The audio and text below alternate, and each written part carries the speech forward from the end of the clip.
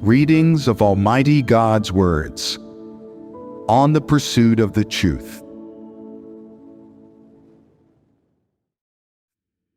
How to pursue the truth. 16.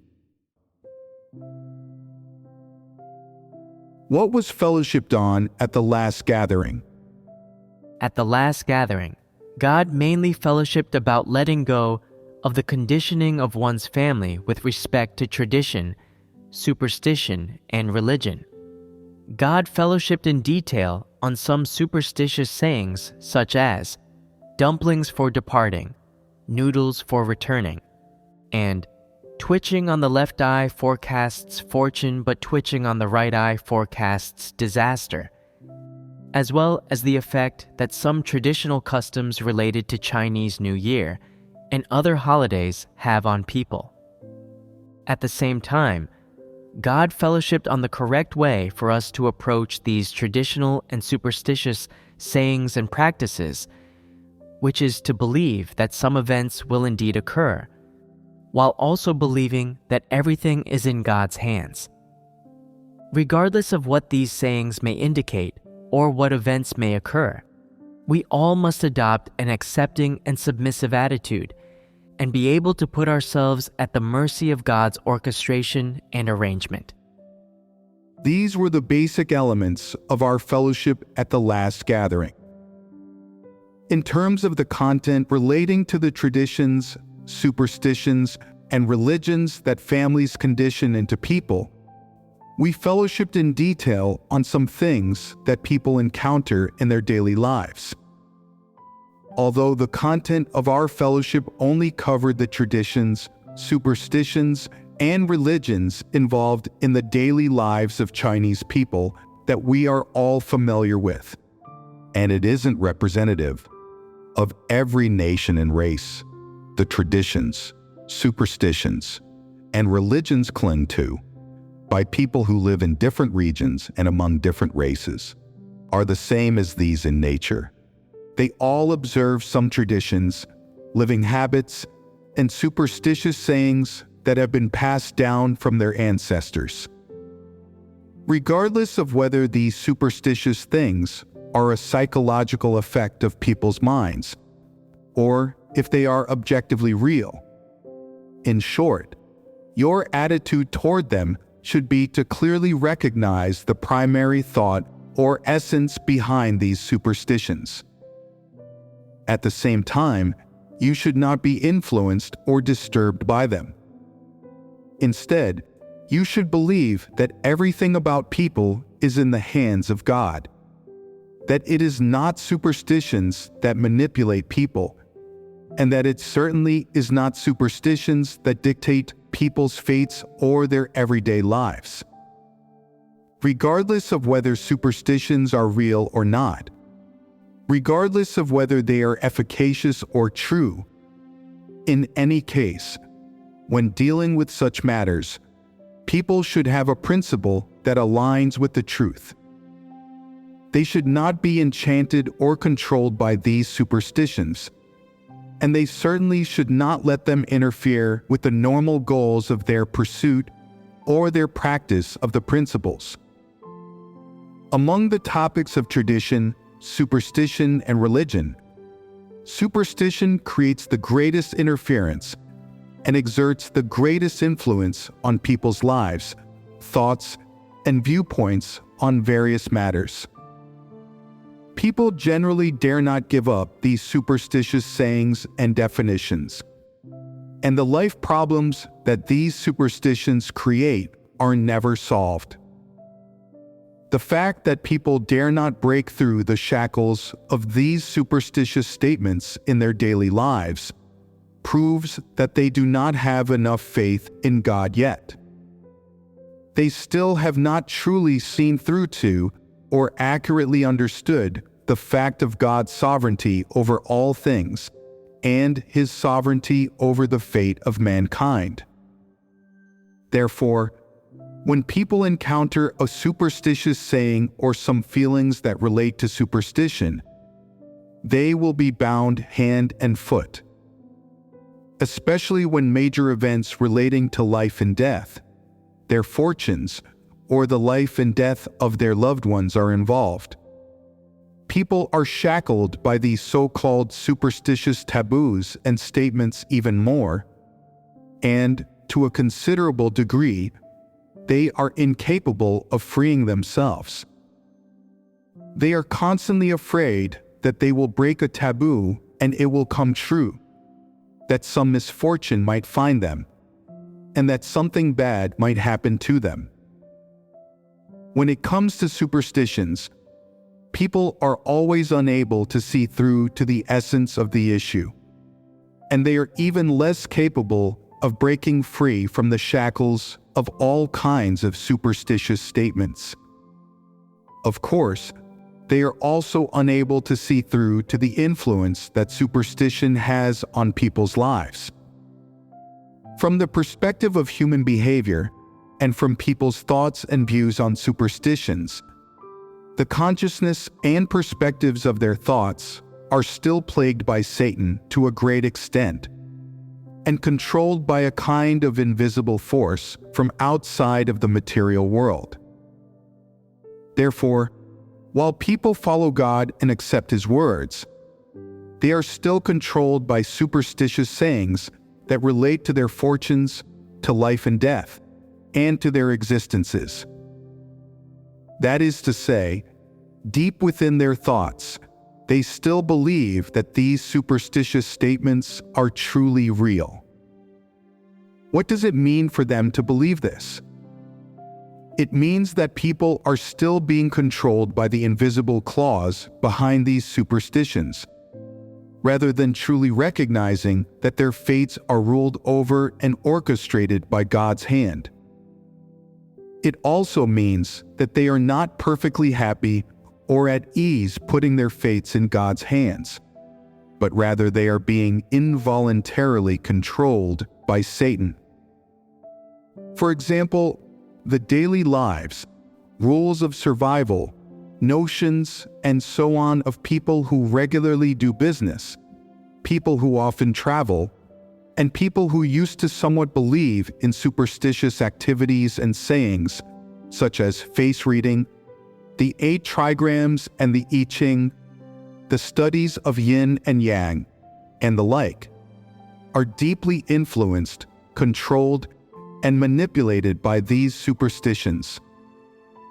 That is to say, no matter what they do, it needs to have a theoretical basis that derives from superstition. For example, when they go out, they have to see what is said on the calendar and whether there are any taboos. When conducting business, signing contracts, buying or selling houses, and so on, they absolutely have to consult the calendar that day. If they don't, they feel uncertain and they don't know what might happen. They only feel certain and have peace of mind when they act and make decisions after consulting the calendar. Furthermore, because a few bad things happen as a result of them breaking some taboos, their knowledge and belief that these superstitions are real subsequently becomes more definitive, and they become bound by these superstitions. They believe more strongly that people's fates, fortunes, and life and death are controlled by superstitious sayings, and that in the unseen, mystical world, there is an invisible big hand controlling their own fortunes and controlling their own life and death. Therefore, they fervently believe in all superstitious sayings, particularly those closely related to their lives and survival, to the extent that after believing in God, although they verbally admit and believe that people's fates are in the hands of God, they are often involuntarily disturbed and controlled by various superstitious statements in the depths of their hearts. Some people even mix up these so-called life taboos. What conflicts with what? What is doomed to happen in one's fate, and other such superstitious statements, with the truth principles, and abide by them.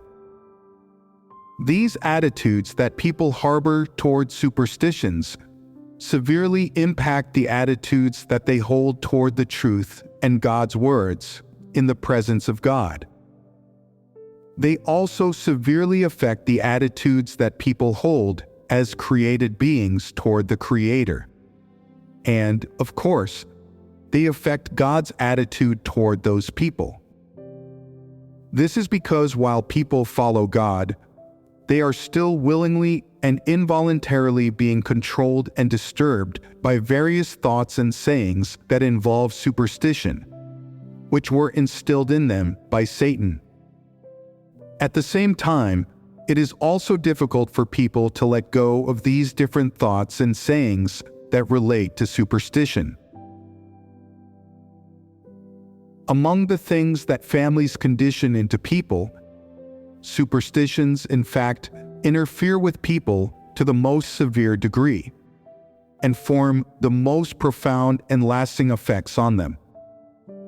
Therefore, when it comes to superstitions, people should investigate and come to know them one by one in their real lives, and see whether they have received any kind of conditioning or influence from their close families, extended families, or clans with regard to superstition. If they have, they should let go of these superstitions one by one, instead of clinging to them, as these things have no connection to the truth. When the practice of a traditional way of living frequently reveals itself in a person's daily life, it can make them obediently and involuntarily come under Satan's control. What's more, superstitious sayings that influence people's thoughts are even more capable of keeping people firmly controlled under the power of Satan. Therefore, besides traditions and religions, any thoughts, views, sayings, or rules related to superstition should be promptly let go of and not clung to. With God, there are no taboos. God's words, requirements of humanity, and will are clearly expressed in the Word of God. Moreover, everything that God tells people or demands of them in His words pertains to the truth and does not contain any strange elements. God only tells people clearly and straightforwardly how to act and what principles to abide by in what matters. There aren't any taboos and there aren't any finicky details or sayings. What people should abide by is to act based on the truth principles according to their own actual circumstances. To practice God's words and abide by the truth principles, you do not need to look at the date or time. There are no taboos. There's also no need to consult a calendar, much less a horoscope, or whether it is a full moon or a new moon that day. You do not need to worry about these things. Under God's dominion and within God's sovereignty, people are free and liberated. Their hearts are calm, joyful, and at peace, and not filled with panic or fear, and certainly not repression. Panic, fear, and repression are just feelings that are brought about by various superstitious sayings. The truth, God's words, God's requirements, and the work of the Holy Spirit bring people peace and joy, freedom and liberation, relaxation and happiness. Yet superstition brings people the exact opposite. It binds you hand and foot, preventing you from doing this or that, stopping you from eating this or that. Whatever you do is wrong, and whatever you do involves a taboo, and everything must be in accordance with the sayings of the old almanac. What time it is in the lunar calendar, what can be done on which day, whether you can go out, even haircuts, bathing, changing clothes, and seeing people all involve their own taboos. In particular, weddings and funerals, moving house, going out on errands, and looking for a job depend even more on the almanac. Satan uses all kinds of superstitious and bizarre sayings to tightly bind people's hands and feet. What is its purpose in doing so? To control people. To put it in modern terms, it's making its presence felt. What does that mean? It means to let people know of its presence, to let them know that these claims about taboos that it puts forward are real, that it has the final say, that it can do these things, and that if you don't listen, it will give you something to look at. How does that allegory go? It goes, an old lady puts on lipstick to give you something to look at. It means that if you don't listen, or if you violate this taboo, then you will just have to wait and see, and you will have to bear the consequences. If people do not believe in God, they are afraid of these taboos. Because after all, people are of the flesh, and they cannot fight all of the various forms of devils and Satan in the spiritual realm. But now that you have returned before God, everything about you, including your thoughts and every day of your life, is under God's control. God watches over you and protects you. You live and exist under God's dominion, and you are not in Satan's grasp. Therefore, you no longer need to abide by these taboos. On the contrary, if you still fear that Satan can harm you, or that bad things will happen to you if you don't listen to Satan, or believe in the taboo things spoken of in superstitions, this proves that you still believe that Satan can control your fate. At the same time, it also proves that you are willing to submit to Satan's manipulation and are unwilling to accept God's sovereignty. Satan does all this to let people know that it really exists. It wants to use its magical powers to control humanity, to control every living thing. The purpose of controlling these living things is to ruin them, and the purpose and final result of it ruining them is for it to devour them. Of course, the purpose of controlling them is also to make people worship it. If the devil Satan wants to make its presence felt, it needs to demonstrate some effectiveness.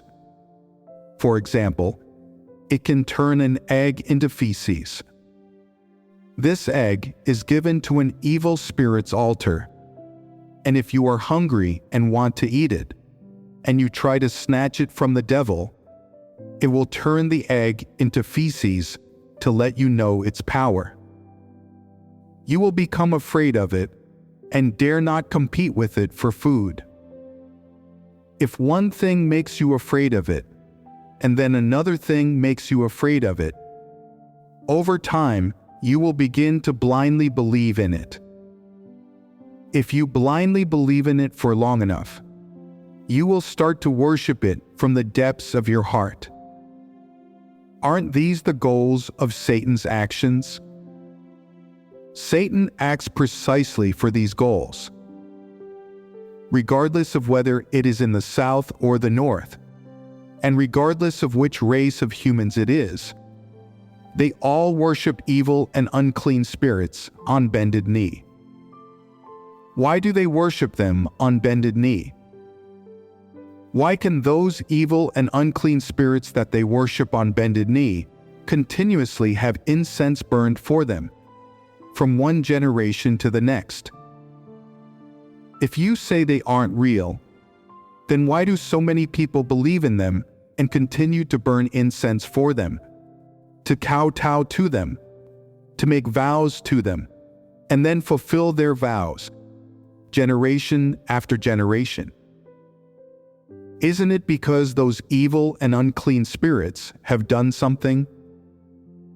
If you don't listen to the words of the evil spirits, they will make you fall ill, make things go wrong for you, cause disasters to befall you, and make your family's cows sick and unable to plow the fields, and even cause car accidents to happen to your family.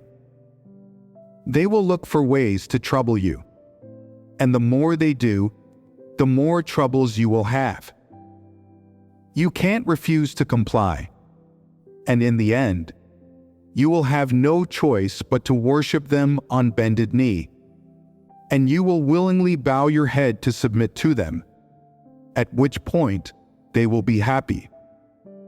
From then on, you will belong to them.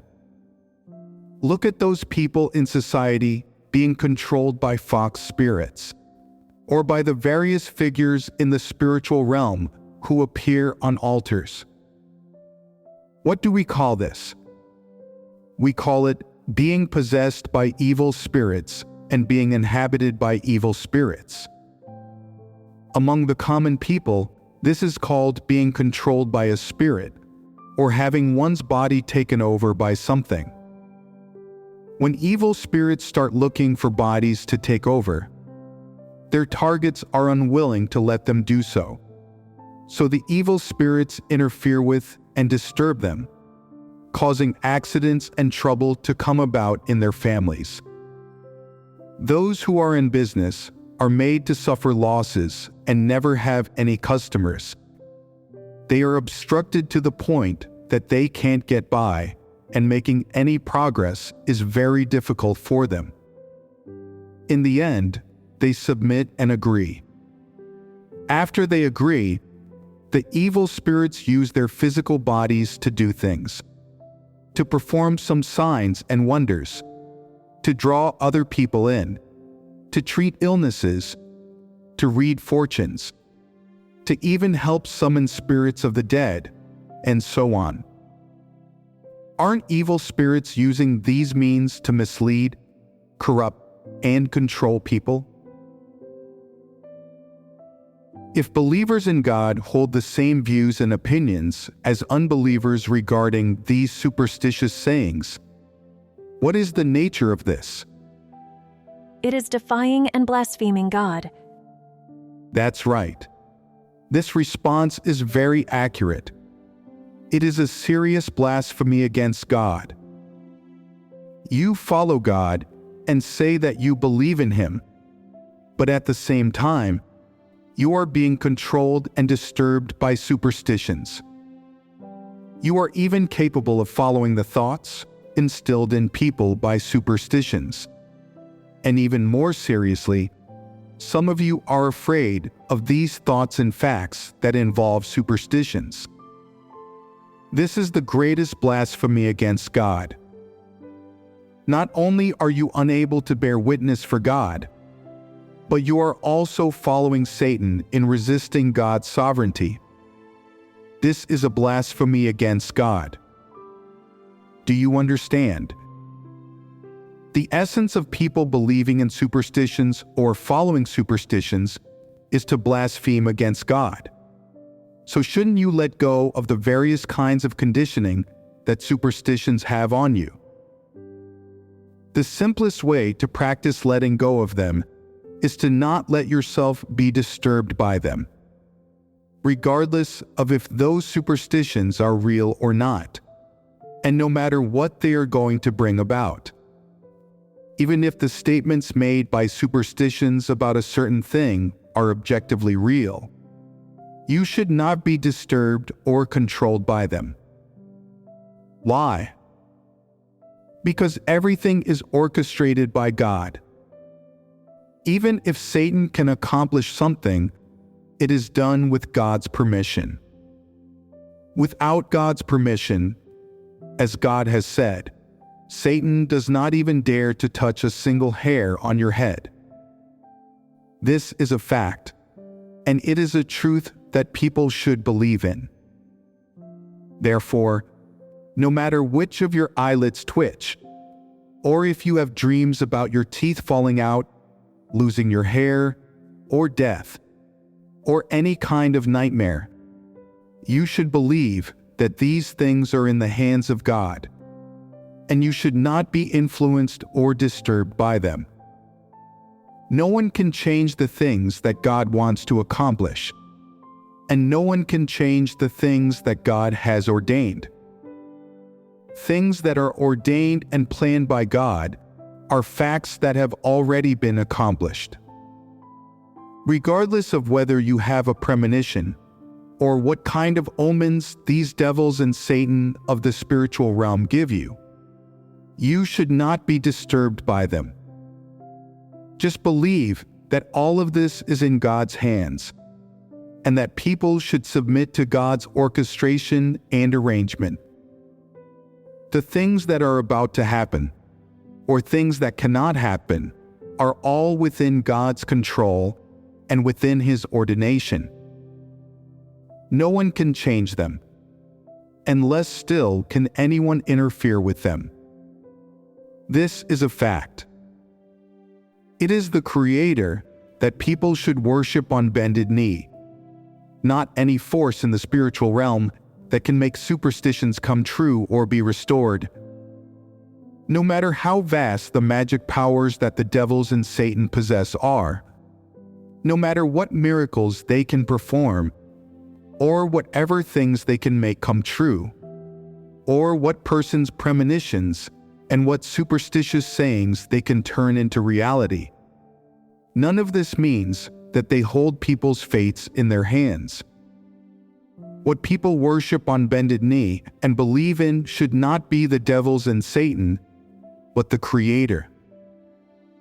These are the things that people should understand when it comes to the topic of family conditioning involving traditions, superstitions, and religions. In short, whether it involves tradition, superstition, or religion, as long as something has nothing to do with God's words, the truth, or God's requirements for people, then people should abandon it and let it go. Regardless of whether it is a lifestyle or a kind of thinking, or whether it is a rule or a theory, as long as it does not involve the truth, it is something that people should discard. For example, in people's notions, things to do with religion, such as Christianity, Catholicism, Judaism, and so on, are considered to be relatively noble and sacred in comparison to superstition, tradition, or idolatry. People feel some admiration or favor for them in their notions and in the depths of their minds. But even so, people should let go of symbols, holidays, and tokens related to religion, and should not overly cherish them or treat them the same as the truth, worshiping them on bended knee, or even reserving a place for them in their hearts. This should not be done. Religious symbols, religious activities, religious holidays, some iconic religious things, as well as some relatively noble sayings in religion, and so on, all fall within the scope of the topic of religion that we have spoken about. In short, the purpose of saying all this is to make you understand one fact. When it comes to things involving superstition, tradition, and religion, no matter whether they are noble or relatively strange, as long as they do not involve the truth, as long as they have nothing to do with the truth, they should all be let go of, and people should not cling to them. Of course, topics that violate the truth principles should especially be abandoned, and they absolutely must not be kept. People should categorically let go of all these things that come from the conditioning and influence of their families, one by one, and not allow themselves to be affected by them. For example, when you meet some brothers and sisters at Christmas time, as soon as you see them, you say, "Merry Christmas, Happy Christmas." Is it good to say, "Merry Christmas"? Is it appropriate to say, "Since it commemorates the day when Jesus was born, shouldn't we take the day off and do nothing at all?" And no matter how busy we are with our work and duties, shouldn't we stop and concentrate on commemorating the most memorable day in that past period of God's work? No, it is not appropriate. Why is it not appropriate? Because it is work that God did in the past, and it is something that has nothing to do with the truth. Doctrinally, this is the case. In theory, you have grasped the root of this issue. But what about in reality? This is the simplest matter, and you can't give me an answer. God does not like it when people do such things. He detests seeing it. It's as simple as that. During the holiday celebrations, unbelievers say, "Happy New Year, Happy Christmas." If they greet me, I just nod and say, "You too," meaning, "Merry Christmas to you too." I go through the motions of this greeting, and that's it. But I never say this when I meet brothers and sisters. Why is that? Because it is a holiday of unbelievers, a commercial holiday. In the West, almost every holiday, whether traditional or man-made, is actually related to commerce and linked to the economy. Even for some nations with long histories, their holidays are merely related to tradition and have gradually evolved into various commercial activities since the 20th century, and are excellent business opportunities for merchants. Regardless of whether these holidays are commercial or traditional, in any case, they have nothing to do with people who believe in God. No matter how enthusiastic unbelievers or even religious individuals may be about these holidays, or how grand and magnificent these holidays are in whichever country or nation, they don't have anything to do with those of us who follow God. And they are not holidays that we should observe, let alone celebrate or commemorate, let alone the traditional holidays that come from unbelievers. No matter from what race, ethnic group, or time period, they have nothing to do with us. Even anniversaries that relate to each period and each segment of the 3 stages of God's work have nothing to do with us. For example, the holidays from the Age of Law have nothing to do with us, and Easter, Christmas, and so on from the Age of Grace certainly have nothing to do with us. By fellowshipping about these things, what is it that I want to make people understand? That God does not observe holidays or any regulations in the things that He does. He acts freely and liberated, without any taboos. And He never commemorates any holidays. Even if it is the beginning, the end, or a special day of God's past work, God never commemorates it. God does not commemorate, and does not pointedly make people aware of these dates, days, or times. In one respect, this tells people that God does not commemorate these days, that God does not care about these days.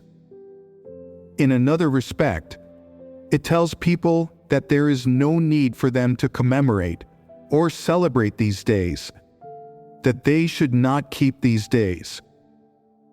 People don't need to remember any days or times that relate to God's work, let alone commemorate them. What do people need to do? They need to submit to God's orchestration and accept God's sovereignty under His guidance. They need to accept the truth and submit to the truth in their daily lives. It's as simple as that.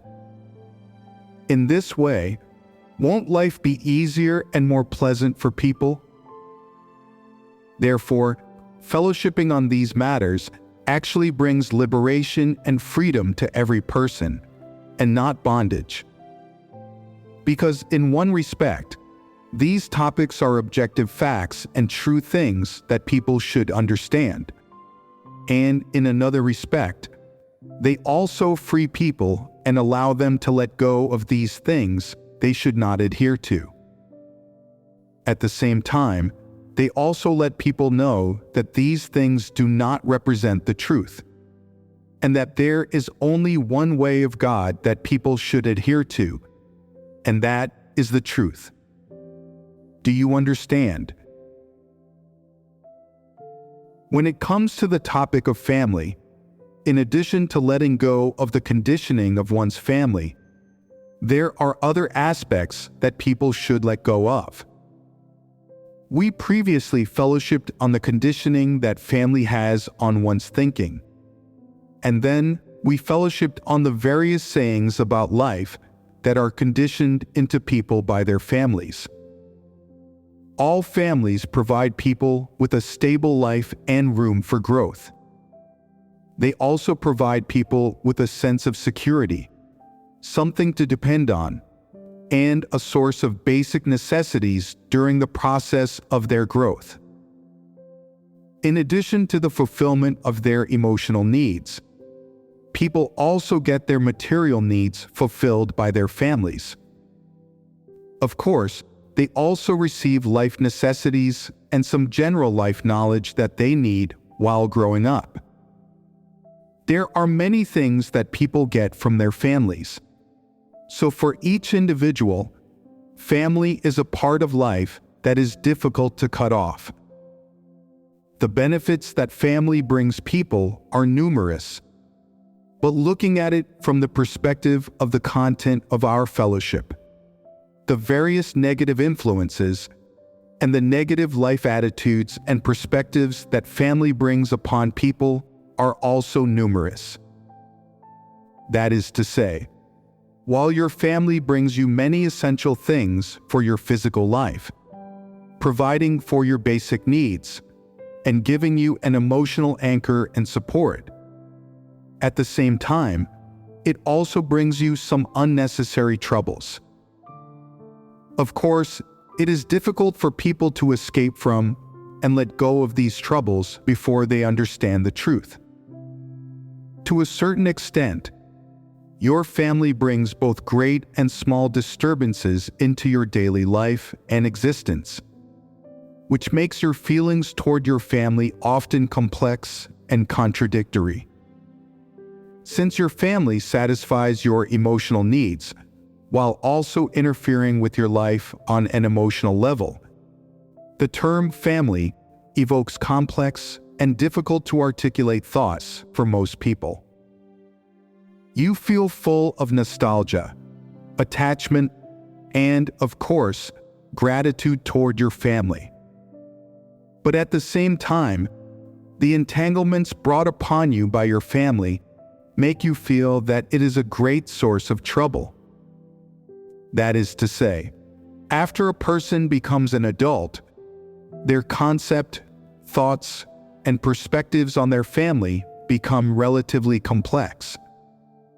If they completely let go, abandon, or stop thinking about their family, their conscience will not be able to bear it. If they do think about their family, reminisce, and wholeheartedly throw themselves into it like when they were a child, they will feel unwilling to do so. People often experience this kind of state, this kind of thought, view, or condition when dealing with their families, and these thoughts and views or conditions also come from the conditioning of their families. This is the topic that we will fellowship on today. the burden that families bring upon people.